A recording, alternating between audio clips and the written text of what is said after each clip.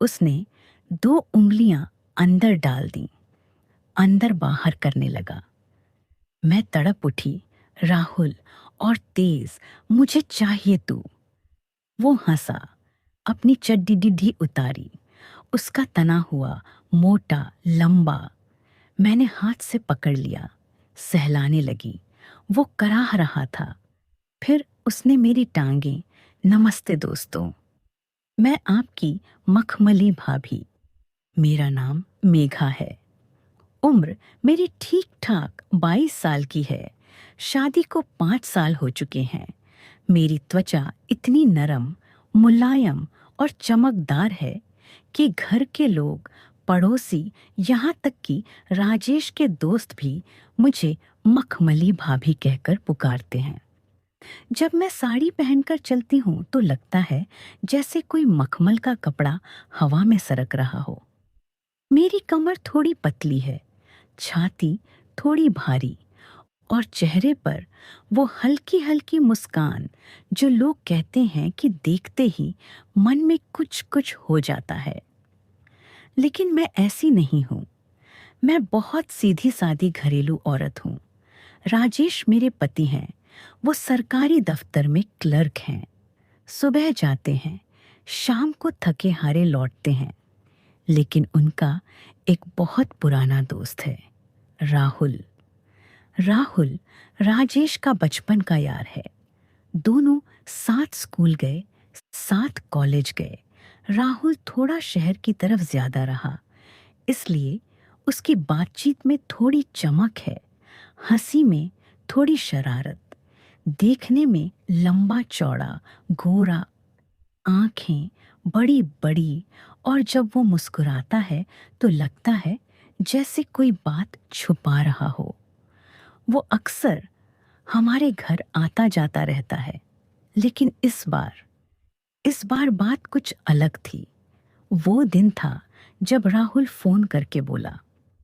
मैं किचन में थी, चावल धो रही थी। राजेश बाहर बैठा अखबार पढ़ रहा था। फोन बज उठा। राजेश ने उठाया और बोला, हाँ यार राहुल, बोल। मैंने कान लगाकर सुना। राहुल की आवाज फोन पर थोड़ी तेज आई। भाई, मैं 2 हफ्ते के लिए तुम्हारे पास आ रहा हूँ। मेरे फ्लैट का मालिक ने अचानक नोटिस दे दिया कि वो बेचना चाहता है, इसलिए थोड़े दिन तुम्हारे पास रह लूंगा। काम भी यही है। राजेश ने हंसकर कहा, आ जा यार, मेरा घर तेरा घर। मैंने चावल धोना बंद किया, हाथ पोंछे, और मन में सोचा, 2 हफ्ते, इतने दिन। लेकिन मैंने कुछ नहीं कहा। राजेश ने फोन रखा और मुझे आवाज दी, मेघा, राहुल आ रहा है 2 हफ्ते के लिए। मैं मुस्कुराई और बोली, ठीक है जी, घर में रौनक आ जाएगी। मैं गेस्ट रूम साफ कर दूंगी। लेकिन अंदर से मेरे मन में हल्का सा झटका था। राहुल पिछले बार जब आया था तो बस 1-2 दिन रहा था। उस समय भी उसकी नजरें मेरी तरफ थोड़ी ज्यादा रुकती थीं। वो कहता था, भाभी, आपकी चाल में मखमल है। मैं हंस देती थी। लेकिन अब 2 हफ्ते, इतना लंबा समय। राजेश का ऑफिस का काम भी ज्यादा था। वो सुबह जल्दी चले जाते थे, शाम को लेट आते थे। घर में मैं और राहुल अकेले। लेकिन मैंने खुद को समझाया, मेघा, क्या सोच रही है? राहुल तो राजेश का दोस्त है। अगले दिन राहुल शाम को पहुंचा। मैंने दरवाजा खोला। बाहर धूप ढल रही थी। हल्की सी नारंगी रोशनी घर के आंगन में फैली हुई थी। राहुल सूटकेस लेकर खड़ा था। सफेद शर्ट जो थोड़ी सी पसीने से चिपकी हुई थी, जीन्स, बाल थोड़े बिखरे हुए, चेहरे पर वो हल्की मुस्कान। उसने मुझे ऊपर से नीचे देखा। मेरी साड़ी गहरे गुलाबी रंग की थी, पल्लू कंधे पर लटका हुआ, बाल खुले हुए थे। वो बोला, वाह मखमली भाभी, आजकल तो आप और भी मखमली हो गई हो। साड़ी का कलर भी वैसा ही, गहरे गुलाबी, लग रहा है जैसे कोई फूल खिल गया हो और वो फूल तोड़ने का मन कर रहा है। मैंने शर्माते हुए मुस्कुरा दिया और कहा, अरे भैया, अंदर आओ ना, इतनी देर से खड़े हो। लेकिन उसकी नज़र मेरी साड़ी के पल्लू पर एक पल ज्यादा रुकी। वो नज़र जैसे कुछ कह रही हो, जैसे वो पल्लू खिसकाने का इंतज़ार कर रहा हो। मैंने महसूस किया। राजेश ने पीछे से आवाज़ दी, आ यार, बैग रख, थक गया होगा। राहुल अंदर आया। मैंने उसे गेस्ट रूम दिखाया। कमरा छोटा सा था लेकिन साफ सुथरा। मैंने सुबह ही बिस्तर पर नई चादर बिछाई थी, तकिए ठीक किए थे और एक छोटा सा फूलदान में गुलाब रखे थे। राहुल ने सूटकेस रखा, चारों तरफ देखा और बोला, भाभी, आपका घर तो स्वर्ग जैसा है। हर चीज में आपका हाथ लगा हुआ दिखता है और मैं सोच रहा हूं कि आपका हाथ अगर मेरे ऊपर भी लग जाए तो कितना मजा आए। मैंने कहा, अरे भैया, बस छोटा सा घर है, आप आराम से रहो। वो मुस्कुराया, आराम? भाभी, आपके घर में तो आराम अपने आप हो जाता है, खासकर जब आप जैसी मखमली औरत पास हो। फिर वो राजेश की तरफ मुड़ा। भाई, तू कितना लकी है। राजेश हंसा और बोला, चल चाय पीते हैं। हम तीनों लिविंग रूम में बैठ गए। मैंने चाय बनाई। चाय की खुशबू पूरे घर में फैल गई। मैं ट्रे में चाय के कप, बिस्किट और थोड़े से नमकीन लेकर आई। राहुल ने कप लिया, चाय सूंघी और बोला, भाभी, आपकी चाय में जादू है। खुशबू से ही लग रहा है कि कुछ खास है, जैसे आप खुद खास हो। गरम गरम, मीठी मीठी।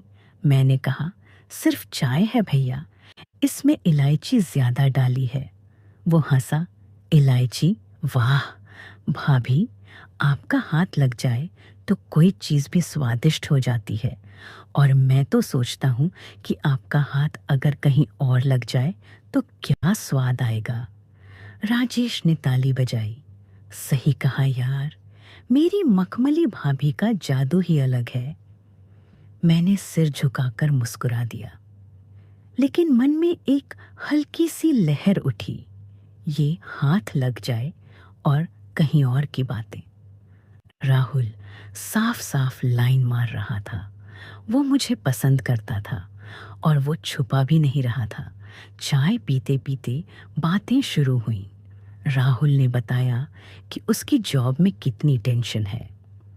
भाभी, आप तो घर संभालती हो, कितना सुकून होगा।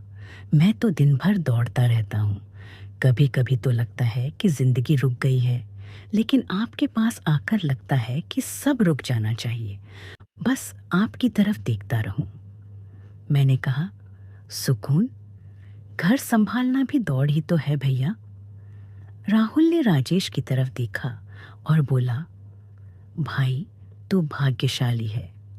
ऐसी मखमली बीवी मिली है कि रात में भी नींद अच्छी आती होगी, वरना मैं तो सोचता हूँ कि ऐसी बीवी के साथ रातें कैसे कटती होंगी, गर्मी से भरी। राजेश हंसा, हाँ यार, मेघा की वजह से घर में शांति है। मैंने चुपचाप पानी का गिलास भर दिया, लेकिन रात में नींद और गर्मी से भरी वाली बात मेरे कान में घुस गई। राहुल मुझे पसंद करता था। रात का खाना मैंने सादा बनाया था, दाल, चावल, आलू की सब्जी और रोटी, लेकिन मैंने थोड़ा सा घी ज्यादा डाला था। हम तीनों टेबल पर बैठे। मैं परोस रही थी। राहुल ने पहली रोटी ली और बोला, भाभी, आज आपने क्या बनाया है? खुशबू से ही लग रहा है कि कुछ खास है, जैसे आपका स्पर्श हो। मैंने कहा, सिर्फ दाल चावल और आलू की सब्जी, लेकिन हाँ, मैंने थोड़ा सा घी ज्यादा डाला है। वो हंसा, घी? वाह भाभी, आपका हाथ लग जाए तो कोई चीज़ भी स्वादिष्ट हो जाती है, घी की तरह चिकना, गर्म और लुभावना। फिर उसने राजेश से कहा, भाई, रोज ये खाना खाकर तू मोटा क्यों नहीं होता?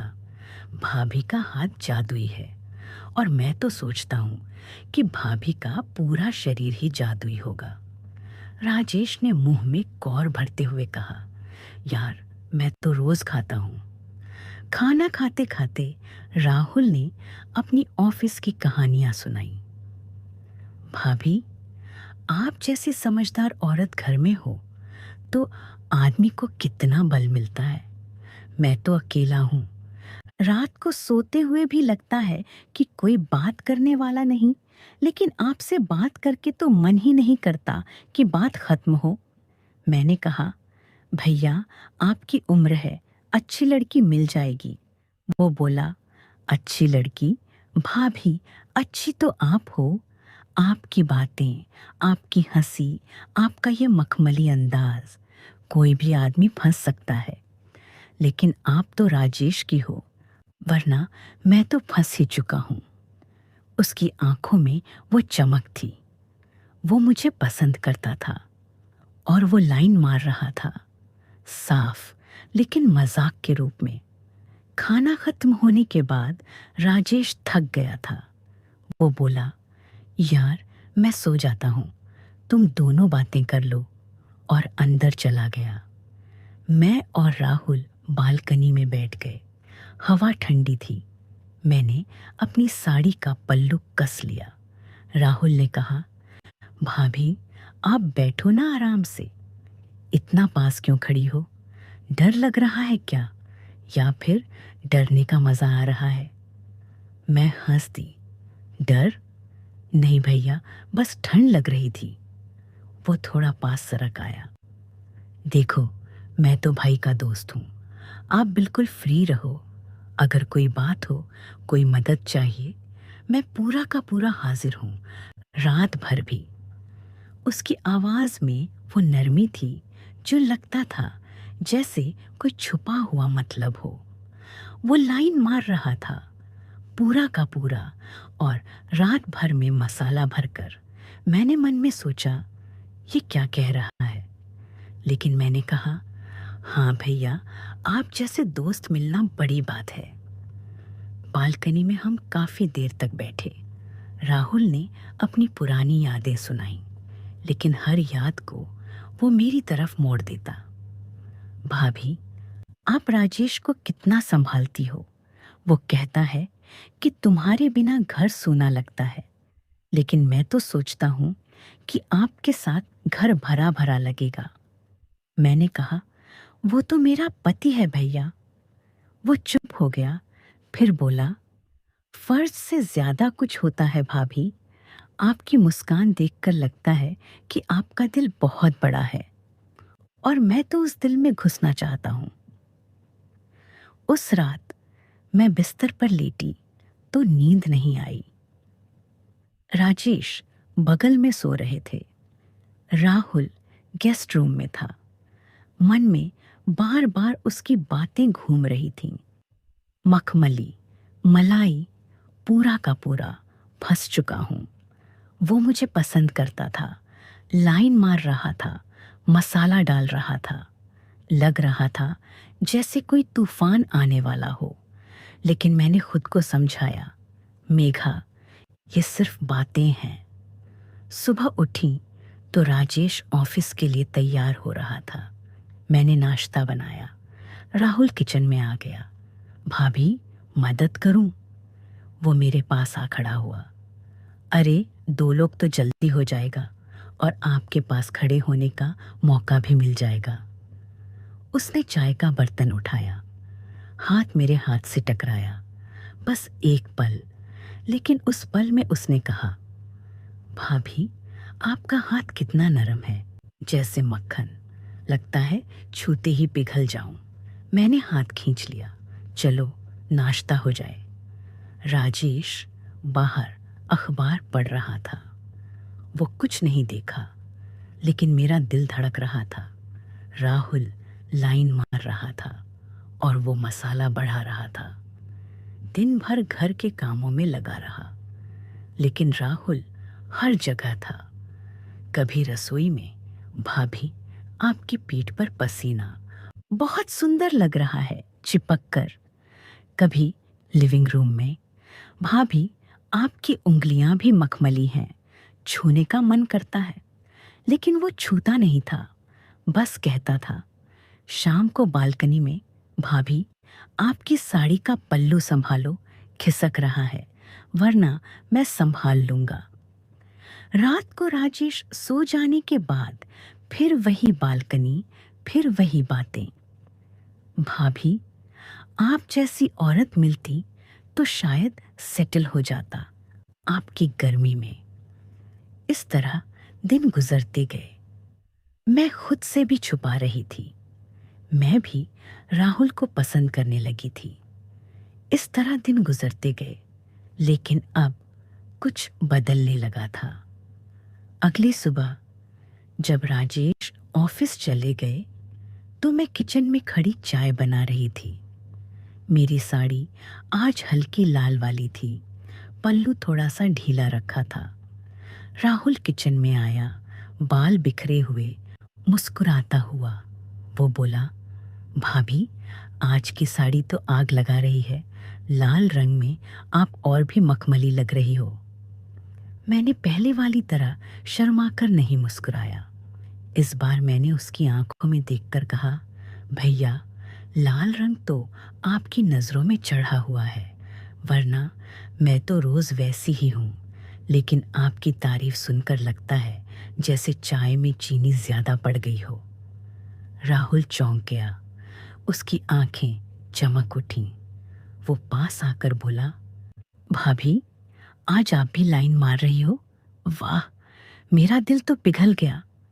मैंने चाय का कप उसके हाथ में थमाते हुए हल्के से उसकी उंगलियों पर अपनी उंगलियां टिकाईं, बस एक पल, लेकिन जानबूझकर, और बोली, लाइन? अरे भैया, मैं तो बस सच बोल रही हूँ। आपकी मुस्कान देखकर तो कोई भी औरत फंस सकती है, लेकिन मैं तो राजेश की हूं ना। उसकी आंखों में वो पुरानी चमक और गहरी हो गई। वो बोला, भाभी फंसने की बात मत करो, मैं तो पहले ही फंस चुका हूं। मैंने हंसते हुए कहा, तो फिर छुटकारा क्यों नहीं मांगते, या फिर फंसना ही पसंद है? नाश्ता करते वक्त भी मैंने वही मसाला मिलाया। वो पराठा खा रहा था। मैंने उसके प्लेट में और घी डालते हुए कहा, भैया घी ज्यादा लग रहा है ना, लेकिन आपकी तरह गरम गरम चीजों में घी चढ़ता ही है। वो हंसा और बोला, भाभी आप भी तो घी जैसी हो, चिकनी मीठी, और एक बार लग जाए तो मन नहीं भरता। मैंने आंख मारी, तो फिर लगाकर देखो ना, चक्कर बताओ कितना स्वाद है। इतना कहा और दोनों हंस पड़े, लेकिन अंदर से मेरे बदन में सिहरन दौड़ गई। मैंने खुद को रोका, लेकिन मन में प्यार की वो पहली लहर उठ चुकी थी।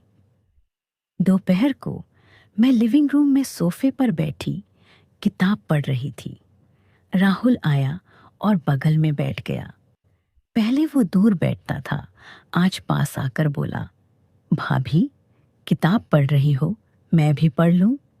मैंने किताब उसके हाथ में देते हुए कहा, पढ़ो भैया, लेकिन याद रखना, कहानी में हीरोइन का दिल हीरो की तरफ खिंचता है, भले ही वो किसी और की हो। राहुल ने किताब रख दी और मेरी तरफ देखा। भाभी आपकी ये बातें, अब मैं कंफ्यूज हो रहा हूँ। पहले तो मैं लाइन मारता था, अब आप भी। मैंने मुस्कुराकर कहा, कंफ्यूज मत हो भैया, बस मन की बात है। आपकी नज़रें मुझे अच्छी लगने लगी हैं। आपकी बातों में वो मसाला है जो राजेश के पास नहीं मिलता। उसकी सांसें थोड़ी तेज हो गईं। वो बोला, भाभी सच कह रही हो? तो फिर मैं भी कह दूं, मैं तुम्हें सिर्फ पसंद नहीं करता, अब प्यार करने लगा हूं। मैंने सिर झुका लिया, लेकिन दिल जोर से धड़क रहा था। मैंने धीरे से कहा, भैया प्यार ये शब्द सुनकर डर भी लगता है और अच्छा भी, लेकिन हम दोनों जानते हैं ये बस मन की बात है, कुछ नहीं हो सकता। लेकिन उस दिन से हम दोनों की बातों में वो प्यार घुलने लगा। शाम को बालकनी में कपड़े सुखाते वक्त मैंने जानबूझकर पल्लू थोड़ा खिसका रखा। राहुल आया और बोला, भाभी पल्लू संभालो, वरना मैं संभाल लूंगा। मैंने उसकी तरफ मुड़कर कहा, संभाल लो ना भैया, अगर हिम्मत है तो, लेकिन हाथ लगाकर नहीं, बस नजरों से। वो हंसा, लेकिन उसकी नजरें मेरे चेहरे पर अटक गईं। हम दोनों वहां घंटों खड़े रहे। मैंने कहा, राहुल, तुम्हारी बातें सुनकर लगता है जैसे घर में नई रौनक आ गई हो। राजेश तो बस आते हैं और सो जाते हैं। तुम तो दिन भर बातें करते हो, मसाला मिलाते हो। वो बोला, मेघा, अब भाभी नहीं मेघा, तुम भी तो मेरे दिल में घर कर गई हो। मैंने पहली बार उसका नाम लिया। राहुल, चुप, राजेश का नाम मत लो, बस हमारी बात चल रही है। रात को राजेश सो गए। हम बालकनी में बैठे। चाय की जगह आज मैंने उसके लिए कॉफ़ी बनाई थी। मैंने कहा, राहुल, तुम्हारी आंखें बड़ी बड़ी हैं, देखते ही मन में कुछ कुछ हो जाता है। वो बोला, मेघा, तुम्हारी मुस्कान मखमली है, छूने का मन करता है, लेकिन मैं छूता नहीं, बस प्यार करता हूँ। हम दोनों घंटों बातें करते रहे। मैंने उसे बताया कि कैसे उसकी तारीफें मुझे अच्छी लगने लगीं, कैसे मैं रात को सोचती हूँ कि अगर वो राजेश न होता तो, लेकिन फिर चुप हो जाती हूँ। वो बोला, मेघा, मैं भी यही सोचता हूँ, तुम मेरी हो जाती तो, लेकिन मैं जानता हूँ ये बस प्यार है, कुछ और नहीं। इस तरह दिन गुजरते गए। हर दिन मैं उसे लाइन मारती, वो मुझे लाइन मारता। कभी किचन में मैं कहती, राहुल, तुम्हारी उंगलियां लंबी हैं, छूने में कितना मज़ा आएगा। वो कहता, मेघा, तुम्हारी कमर पतली है, कसकर गले लगाने का मन करता है। लेकिन हम छूते नहीं, बस बातें। कभी दोपहर में मैं कहती, राहुल, तुम्हारी गर्मी मुझे अच्छी लगती है, राजेश तो ठंडे पड़ गए हैं। वो कहता, मेघा, तुम्हारी ठंडक में भी आग है, मैं जल रहा हूँ। दूसरा हफ्ता शुरू हुआ। अब हम दोनों एक दूसरे से प्यार करने लगे थे। मन में वो एहसास मजबूत हो गया था। लेकिन हम दोनों ने खुद को रोका। कोई गलत काम नहीं, बस बालकनी की रातें, किचन की बातें, सोफे की मुस्कानें। एक दिन मैंने कहा, राहुल, अगर तुम राजेश न होते तो मैं तुम्हें अपना बना लेती। वो बोला, मेघा, मैं तो पहले से तुम्हारा हूँ, बस नाम का फर्क है। दिन बीतते गए। अब राहुल के जाने का समय करीब था, लेकिन हमारा प्यार बढ़ता जा रहा था। हर पल हम एक दूसरे को लाइन मारते, प्यार जताते, लेकिन रिश्ता वही, बस मन का, बस शब्दों का। सुबह हुई। सूरज की किरणें खिड़की से आ रही थीं। मैं उठी, बाल बांधे, सिंदूर लगाया और आज की साड़ी पहनी, हल्की हरी वाली, जिसमें छोटे छोटे सोने के धागे थे। पल्लू को थोड़ा सा ढीला रखा ताकि हवा में हल्का सा हिले। राजेश जल्दी जल्दी तैयार हो रहे थे। उन्होंने कहा, मेघा, आज ऑफिस में जल्दी काम है, लेकिन शाम को समय से आ जाऊंगा। राहुल, तू भी तैयार हो जा, कल तेरा जाना है ना। राहुल मुस्कुराया, लेकिन उसकी नज़र मेरी तरफ थी।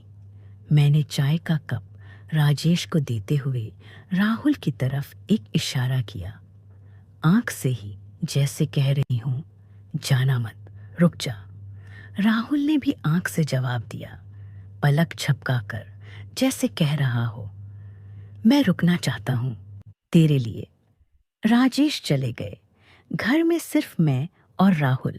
मैं किचन में खड़ी चाय बना रही थी।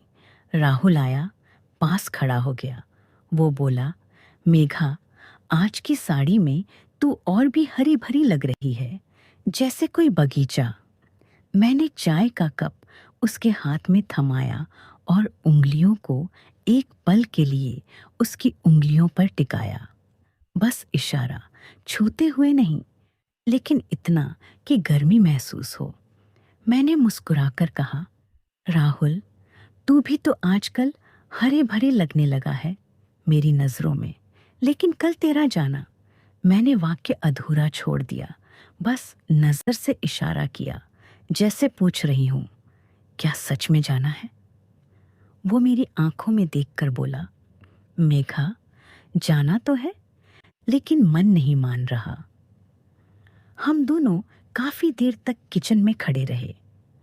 मैं बर्तन धो रही थी, वो पास खड़ा प्लेट पकड़ रहा था। कभी कभी उसका कंधा मेरे कंधे से हल्का सा टकराता। इशारा। मैं भी जानबूझकर थोड़ा सा झुक जाती ताकि वो देख सके, लेकिन शब्दों में कुछ नहीं, बस वो नजरों का खेल। दोपहर को हम लिविंग रूम में बैठे। मैंने लंच परोसा। खाते वक्त मैंने उसके प्लेट में सब्जी डालते हुए कहा, राहुल, ये सब्जी तुझे पसंद है ना? मेरे हाथ की बनी।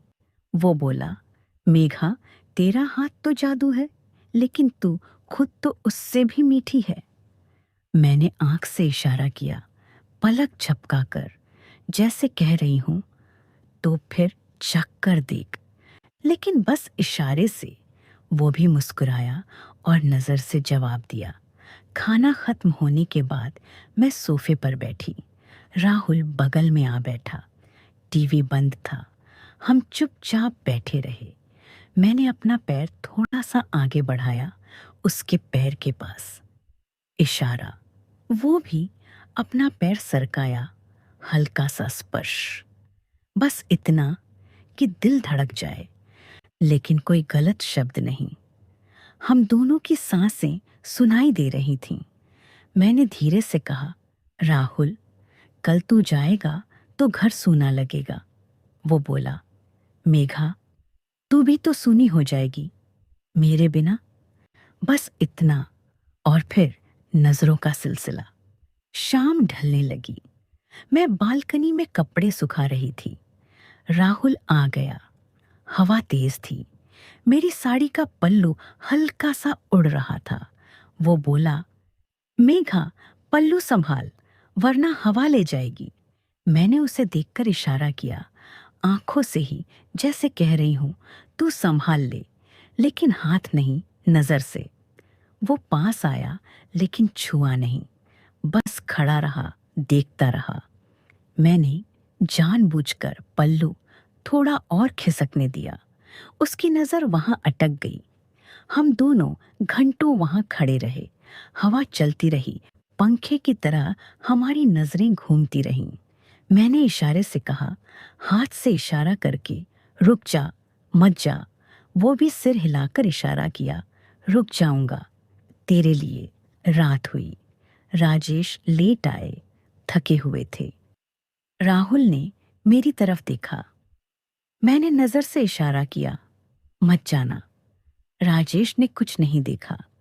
खाना खत्म हुआ। राजेश थोड़ा आराम करने चले गए।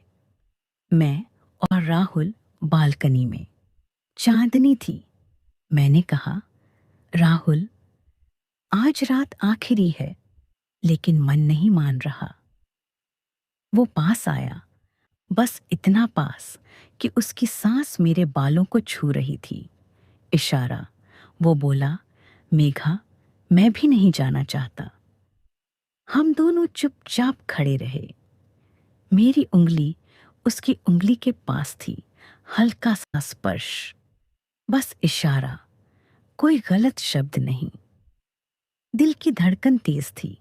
अगली सुबह अचानक सब बदल गया। राजेश ऑफिस के लिए निकले थे, लेकिन शाम को फोन आया अस्पताल से। राजेश का एक्सीडेंट हो गया था। स्कूटर पर आते वक्त एक ट्रक ने ब्रेक मारा। वो गिर पड़े। हाथ में फ्रैक्चर हो गया। मैं और राहुल तुरंत अस्पताल पहुंचे। राजेश बेड पर लेटा था, हाथ प्लास्टर में। डॉक्टर ने कहा, हाथ का फ्रैक्चर है, कम से कम 3 हफ्ते आराम करना पड़ेगा। कोई काम नहीं, उठना बैठना भी मुश्किल। राजेश ने दर्द में कराहते हुए राहुल की तरफ देखा और बोला, यार राहुल, तू मत जा, अभी मत जा। जब तक मेरा हाथ ठीक ना हो जाए तू यहीं रह। मेघा अकेली कैसे संभालेगी, तू मदद कर।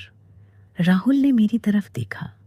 मैंने नजर से इशारा किया, खुशी का, जैसे कह रही हूं, देख, रुक गया। राहुल ने राजेश से कहा, भाई चिंता मत कर, मैं रुक जाता हूं। घर लौटे। राजेश को बेड पर लिटाया। उनका हाथ दर्द कर रहा था। मैं दवा दे रही थी।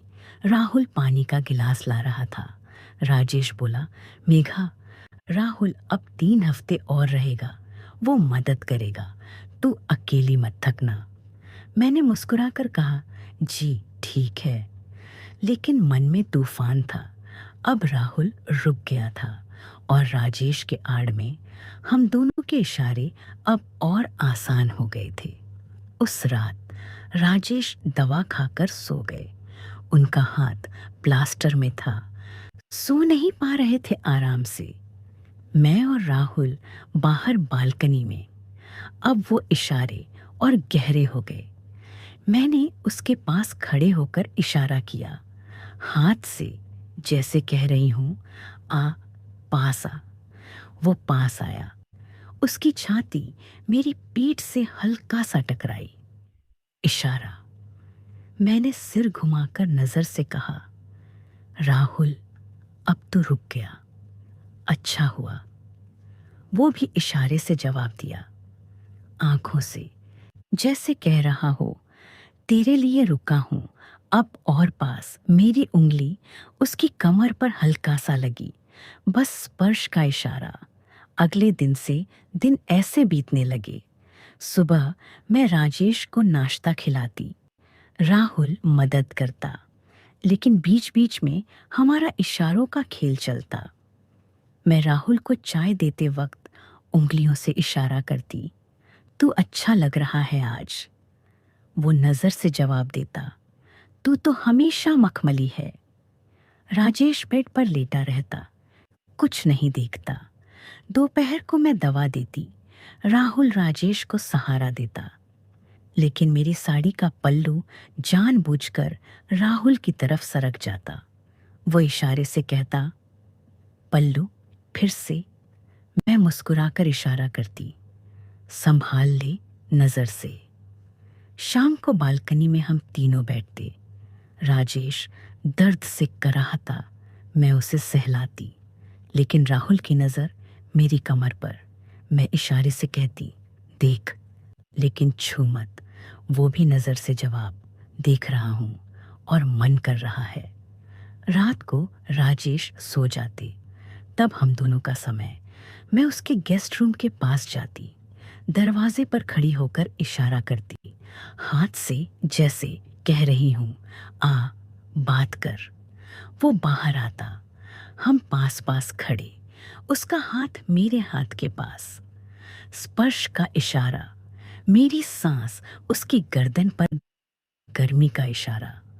हम घंटों ऐसे खड़े रहते। प्यार बढ़ता जा रहा था।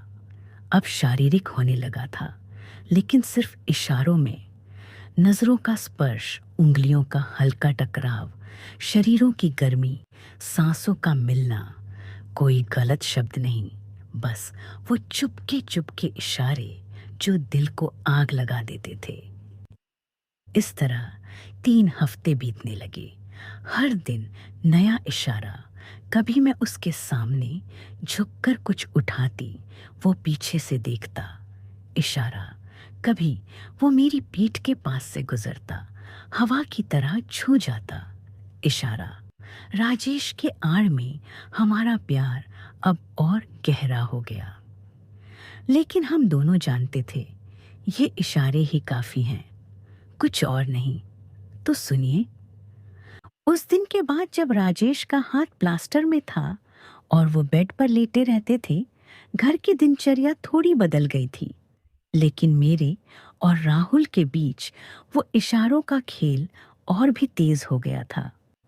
सुबह मैं राजेश को नाश्ता खिलाती, दवा देती। राहुल उनके बगल में बैठकर पानी का गिलास पकड़ता। लेकिन मेरी नजर राहुल पर जाती और इशारे से कहती, आज रात फिर मिलेंगे। राहुल भी नजर से जवाब देता, जरूर, तेरे इंतजार में। राजेश कुछ नहीं बोलते, बस दर्द में कराहते रहते। दिन भर घर के कामों में मैं लगी रहती। लेकिन दोपहर को जब राजेश सो जाते तो मैं और राहुल लिविंग रूम में बैठते। पहले तो हम सोफे पर अलग अलग बैठते थे, अब धीरे धीरे पास आकर। मैं कहती, राहुल, तू थक गया होगा, आराम कर।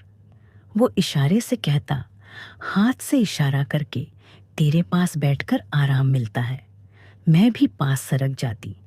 हमारा कंधा कंधा हल्का सा लगता। इशारा, कोई शब्द नहीं, बस वो गर्मी महसूस होती। शाम को बालकनी में हम तीनों बैठते, राजेश कुर्सी पर, मैं और राहुल उनके पास। लेकिन मेरी उंगली राहुल की उंगली के पास रहती। हल्का सा स्पर्श। राजेश देखते लेकिन चुप रहते। मैं सोचती, शायद उन्हें कुछ नहीं दिख रहा या फिर वो अनजान बन रहे हैं। रात का समय सबसे खास होता। राजेश दवा खाकर सो जाते। उनका प्लास्टर वाला हाथ दर्द करता। वो करवट बदलते रहते। तब मैं राहुल के गेस्ट रूम के पास जाती। दरवाज़ा खुला रखा होता। मैं अंदर जाती और हम दोनों बेड पर बैठ जाते। हाँ, बेड पर, लेकिन बस बैठकर। मैं एक कोने में, वो दूसरे कोने में, लेकिन पास पास। मैं इशारे से कहती, आंख से, आज तो बहुत अच्छा लग रहा है। वो भी इशारे से, नजर घुमाकर, तू तो हमेशा मखमली है। छूने का मन करता है, लेकिन बस देखता हूँ। हम घंटों ऐसे बैठे रहते। कभी मैं अपना पैर आगे बढ़ाती, उसका पैर छू जाता। इशारा। कभी वो अपनी उंगली मेरी हथेली के पास लाता, हल्का सा टच। इशारा। सांसें मिलती, गर्मी बढ़ती, लेकिन कोई गलत शब्द नहीं, कोई गलत काम नहीं, बस वो प्यार के इशारे। और ये सिलसिला रोज का हो गया। हम रोज एक साथ बेड पर लेटते थे, लेकिन चुपचाप, बिना आवाज के। राजेश के कमरे से थोड़ी दूर गेस्ट रूम में। दरवाजा बंद नहीं करते, बस हल्का सा खुला रखते, ताकि अगर कोई आवाज आए तो सुन ले। मैं लेट जाती, वो बगल में लेट जाता, लेकिन बीच में थोड़ी दूरी। हम नजरों से बातें करते। राहुल, तेरा हाथ मेरा हाथ छू रहा है, अच्छा लग रहा है। वो इशारे से, मेघा, तेरी साड़ी का पल्लू हिल रहा है, मन नहीं मानता। हम लेटे लेटे घंटों इशारों में प्यार जताते। कभी मेरी साड़ी का आंचल उसके हाथ पर गिर जाता। इशारा। कभी उसकी सांस मेरे गाल पर पड़ती। इशारा। दिल धड़कता, लेकिन हम खुद को रोक लेते। एक दिन, वो दिन मैं कभी नहीं भूलूंगी। राजेश दवा खाकर सो गए थे, लेकिन शायद उन्हें नींद नहीं आई थी। मैं और राहुल गेस्ट रूम के बेड पर लेटे थे, चुपचाप। मेरी साड़ी थोड़ी खिसकी हुई थी। राहुल की उंगली मेरी कमर के पास थी। बस इशारा। हम नजरों से बातें कर रहे थे। तभी राजेश अचानक दरवाजे पर आ गए। उनका प्लास्टर वाला हाथ सहारा लेकर उन्होंने हमें बेड पर देख लिया। मैं चौंक गई, राहुल भी। लेकिन राजेश ने कुछ नहीं कहा, बस एक पल देखा, फिर अनजान बन गए। जैसे कुछ हुआ ही नहीं। वो मुड़कर चले गए।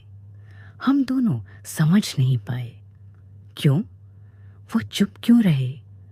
गुस्सा क्यों नहीं किया? हम दोनों ने एक दूसरे को देखा, इशारे से ही। क्या हुआ पता नहीं, लेकिन डर भी लगा। फिर भी हम चुप रहे। उसके बाद से राजेश रोज हमें देखते, लेकिन चुपचाप। कभी रात को जब हम बेड पर लेटे होते, वो धीरे से आकर दरवाजे से झांक लेते। हम समझ नहीं पाते, क्यों अनजान बन रहे हैं, क्यों कुछ नहीं बोलते। मैं मन में सोचती, शायद उन्हें शक है, लेकिन वो चुप हैं क्योंकि राहुल उनका दोस्त है, या फिर दर्द की वजह से कुछ कह नहीं पाते। लेकिन हमारा सिलसिला चलता रहा। हम रोज एक साथ बेड पर लेटते, चुपचाप, इशारों में। राजेश देखते, लेकिन कुछ नहीं बोलते। पता नहीं क्यों दिन गुजरते गए। 3 हफ्ते पूरे होने वाले थे। राजेश का हाथ धीरे धीरे ठीक हो रहा था, लेकिन वो अब भी हमें देखते रहते। कभी कभी उनकी नज़र मेरी तरफ अटक जाती। मैं शर्मा जाती, लेकिन राहुल के साथ इशारों का खेल जारी रखती। फिर एक दिन, वो दिन आ गया। शाम को राजेश ने मुझे अकेले बुलाया। वो बेड पर बैठे थे, हाथ प्लास्टर में था, लेकिन चेहरा गंभीर था। उन्होंने कहा, मेघा, तुम गलत कर रही हो। मैं चुप हो गई, दिल धड़कने लगा। उन्होंने आगे कहा, राहुल के साथ वो इशारे, वो बेड पर लेटना, मैं सब देख रहा था, लेकिन चुप था, क्योंकि मैं जानता था कि तुम बहक गई हो। लेकिन अब बस करो। मैं रो पड़ी। मैंने कहा, जी, मेरी गलती हो गई। मैं राहुल के बहकावे में आ गई थी।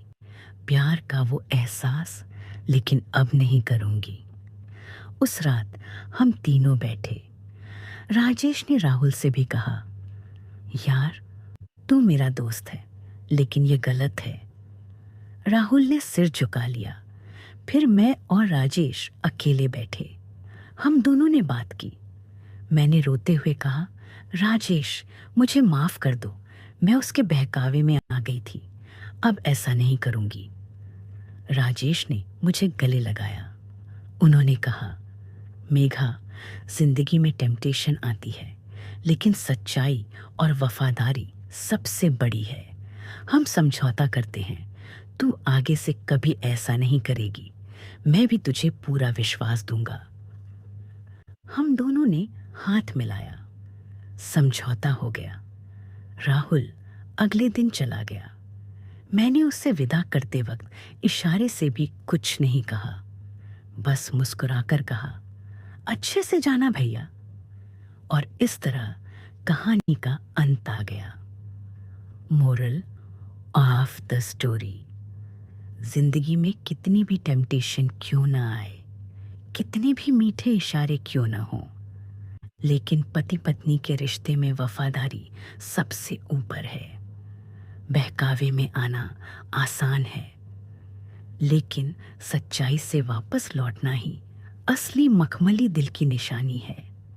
घर की खुशियां इशारों में नहीं, विश्वास में होती हैं।